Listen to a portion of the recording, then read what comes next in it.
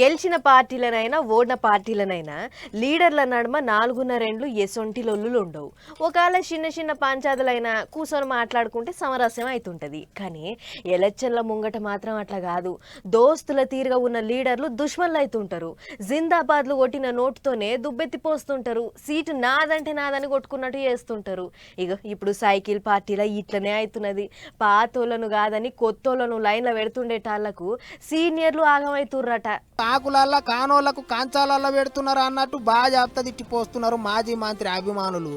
దేవినేని ఉమను చంద్రాల సారి ఇంటికి పిలుచుకొని మాట ముచ్చట చేసినా ఆయన మాత్రం చల్లబడ్డట్టుగా అనిపిస్తలేడాట. ఇంకో దిక్కు సర్వేలు సగం ఆగం పట్టిస్తున్నాయట సైకిల్ పార్టీ లీడర్లను. ఉన్నోళ్ళని ఇడిచిపెట్టి కొత్త కొత్త పేర్లతోని సర్వేలు చేయిస్తుండేటాలకు పాతోళ్లకు టికెట్ వస్తుందో రాదోనని పానం గజ్జుమంటున్నదట.